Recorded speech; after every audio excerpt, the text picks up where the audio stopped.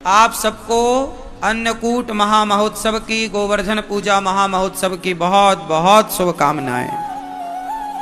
आप सब सुखी रहें। आज का पावन पर्व आप लोग वृंदावन में मना रहे हैं, ये बहुत खुशी की बात है।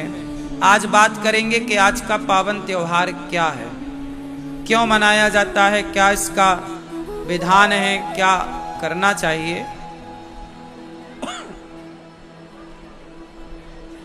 आज के दिन ही भगवान श्री कृष्ण ने इंद्र का अभिमान समाप्त किया था। इंद्र को बड़ा घमंड था कि मैं बड़ा, मेरे से बड़ा कोई नहीं। तब इंद्र ने मूसलाधार पानी बरसाया ब्रजमंडल पर। सारे ब्रजवासी, सारे भक्त, गैया, बछड़े, ग्वालवाल सब परेशान हो गए। जरूरत से ज्यादा पानी बरसने लगा। सारे ग्वालवाल भगवान की शरण में आए, प्रभु आपने इंद्र की पूजा बंद कराई तो देखो इंद्र नाराज हो गए, पानी बरसा रहे हैं। भगवान बोले चिंता ना करो, आपने पूजा किसकी की है? बोले गिरिराज जी की है। तो चलो जिनकी पूजा करी है वही बचाएंगे। सब गिरिराज जी की तलहटी पर गए और भगवान ने सबकी रक्षा के लिए गिरिराज जी को उठा करके अपनी एक उंगली पर धारण कर लिया। बोलिए गिरिराज धरण भगवान की जय। और गिरिराज जी को 7 दिन तक उठाए रखा। आज के दिन ही भगवान ने गिरिराज जी को स्थापित किया और इंद्र का अभिमान समाप्त हुआ, गिरिराज जी को स्थापित किया। इसलिए भारत के प्रत्येक घर में आज गोबर से गिरिराज जी बनाकर, गोबर से भगवान श्री कृष्ण को बनाकर और दीप जला करके उनके मुख में दूध की धार बहा करके और उनकी परिक्रमा लगाने से गिरिराज जी की परिक्रमा लगाने का फल हम सबको घर बैठे मिलता है। गाय के गोबर से क्या बनाए जाते हैं आज? गिरिराज जी। और उन्हें 56 प्रकार का, जिसकी जो आस्था है, आप दाल रोटी का ही भोग लगाओ, आप 4 प्रकार का भोग लगाओ, 10 प्रकार का लगाओ, 56 प्रकार का, वो आपकी सामर्थ्य है। कुछ नहीं है तो मिश्री के 4 दाने दे दो, चिरौंजी दे दो। आज के दिन भगवान जी का बड़ा प्रेम से 56 भोग लगाया जाता है।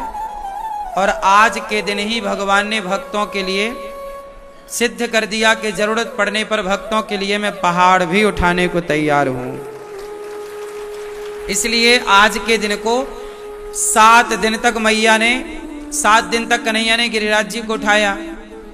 जब गिरिराज जी को रखा तो मैया ने कन्हैया को गोद में बिठाया, कहा लाला 7 दिन से तैने कछु खायो ना है, आज तो को पेट भर के खवाऊंगी। तो कन्हैया को 8 बार खवाती थी मैया यशोदा। कितनी बार खवाती थी? 8 बार रोज खवाती थी। और 7 दिन से कुछ खाया नहीं तो हो गए 8 साते 56। तो एक दिन अन्नकूट, आज के दिन ही मैया ने 56 प्रकार का व्यंजन कन्हैया को परोसा था कि ले लाला आज तो ये खा। इसलिए हर घर की मैया आज के दिन भगवान के लिए 56 भोग बनाती है यशोदा बनकर और अपने लाला को भोग लगाती है, कन्हैया तू आज खा। ये भाव है। इसलिए आपको भी आज गिरिराज जी की आप पूजा करें, परिक्रमा करें, दर्शन करें, वो तो ठीक है, पर सारे लोग तो आ नहीं सकते, सब घर पर हैं अभी। तो आप घर पर ही गिरिराज जी बनाओ गोबर के। भगवान श्री कृष्ण का एक चित्र बनाओ, उसमें गिरिराज जी का भाव रखो कि ये गिरिराज जी हैं। भगवान की एक उंगली पर एक छोटा सा पहाड़ जैसा आप कुछ भी भाव बना सकते हैं और उनकी परिक्रमा लगाइए। आज आप भगवान को घर में बनाएंगे गोबर से और उनकी परिक्रमा लगाएंगे। और परिक्रमा लगाएंगे तो ऐसा भाव बनाएंगे कि हम गिरिराज जी की ही परिक्रमा लगा रहे हैं, इस रूप में भगवान जी हमें मिले। आज के दिन भगवान को 56 भोग लगाया जाता है। आज के दिन अन्नदान की बड़ी महिमा है। इसलिए आज किसी भूखे को भोजन जरूर कराइएगा, अन्न जरूर खिलाइएगा, अन्नदान जरूर कीजिएगा। गौरी गोपाल आश्रम में संतों को अखंड रसोई बढ़ती है, अखंड भोजन बढ़ता है। आप भी आज विचार कर सकते हैं कि आज अन्न क्षेत्र हम भी बंटवाएंगे। आज हम संतों को अन्नदान देने का, सब भक्तों को अन्नदान देने का संकल्प लेंगे। आप भी अन्नकूट के दिन अन्नदान करने का संकल्प ले सकते हैं। आज के द्वारा, आज के दिन किया गया अन्नदान कई गुना बढ़ करके हमें प्राप्त होता है। इसलिए आज विशेष अन्नदान की भी महिमा है। इसलिए आज के दिन को अन्नकूट कहते हैं। क्या कहते हैं? क्या कहते हैं? अन्नकूट। भगवान ने गोवर्धन को उठा करके बड़े प्रेम से यह सिद्ध किया कि गोवर्धन मतलब गाय का वर्धन करके गाय की संरक्षण की बात श्री कृष्ण ने कह दी। भगवान को पता था कि आने वाले टाइम में गाय की सेवा नहीं होगी, गाय पर संकट खड़ा होगा। इसलिए भगवान को आना पड़ा और गाय की सेवा करके समाज को यह मैसेज देना पड़ा कि भाई देखो, गाय की सेवा के बिना मेरी सेवा नहीं हो सकती। इसलिए आप लोगों को चाहिए कि आप सब बड़े प्रेम से गाय की सेवा करें। त्रेता में क्या अधूरा रहा कि द्वापर में पूरा करना पड़ा। ध्यान से सुनो। जब राम जी ने सीता मां को माला पहनाया, क्या पहनाया? कौन सा माला? वरमाला। जब राम जी ने सीता मां को वरमाला पहनाया और सीता मां ने राम को वर्ण किया पति के रूप में, और राम जी ने जब सीता मां को वर्ण किया पत्नी के रूप में, तो सीता मां की जितनी सहेलियां थी, सखियां थी, सबके मन में ये विचार आया कि हम कब पहनाएंगे राम जी को वरमाला, कब हम राम को अपना पति। अच्छा, राम को देखकर किसके मन में यह ख्याल ना आता होगा कि राम मेरे भी पति हों? क्यों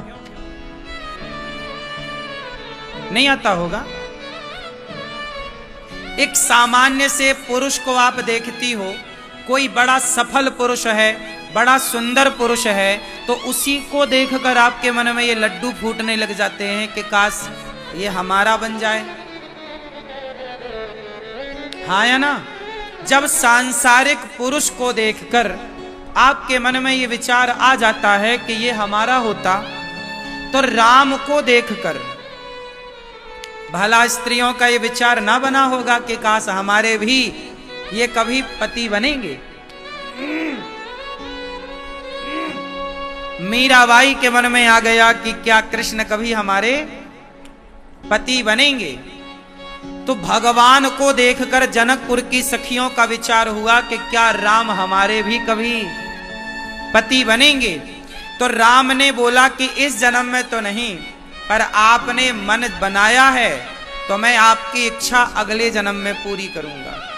एक बात बताएं, जो आप सोचते हैं ना वो होता जरूर है। इसलिए अपनी सोच अच्छी ही रखो। यदि आप ये भी सोचते हैं कि क्या भगवान हमें मिलेंगे, तो भगवान भी तो सोचते होंगे किसने मुझे पाने का मन बनाया है, तो ये तो जिम्मेदारी अब भगवान की है ना कि वो आपको मिलकर के आपकी इच्छा पूरी करें। तो जनकपुर की सखियों के मन में आया कि क्या हमारे पति ऐसे होंगे। तो राम बोले इस जन्म में नहीं, पर अगले जन्म में मैं तुम सबका पति बनकर तुम्हारी इच्छा पूरी करूंगा।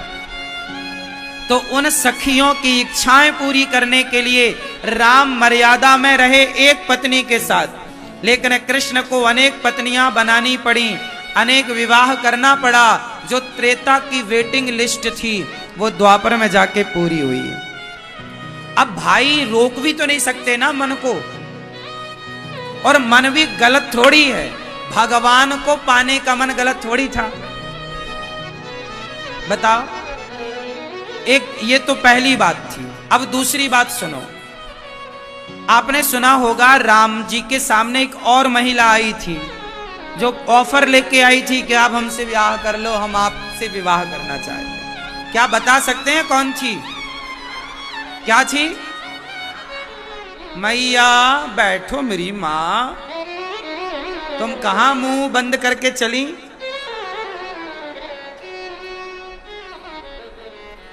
चलो बताओ, कौन सी महिला थी जो राम से कहने आई कि आप बहुत सुंदर है, मेरे से ब्याह कर लो? सूपनखा। ये कौन थी? रावण की बहन। अच्छा, इसके लिए भी भगवान राम को दूसरा अवतार लेना पड़ा। अब ये बताओ कि सूपनखा कहती है आप मेरे से विवाह करो, मैं आपसे प्यार करती हूं। अब मुझे एक बात बताओ, क्या भगवान से प्यार करना गलत है? उत्तर दो। यही तो कहते हैं कि भगवान से प्यार करो, भगवान से प्रेम करो। सारे संत लोग क्या कहते हैं? रामचरितमानस में भी लिखा है, राम ही केवल प्रेम प्यारा। मीराबाई ने भगवान से क्या किया? प्यार किया। तुलसीदास जी ने क्या किया? प्यार किया। सूरदास जी ने, रैदास जी ने, जितने भक्त भाई सब क्या किए? और हम भी क्या कहते हैं आपसे? भगवान से प्यार करो। हम भी प्यार करें।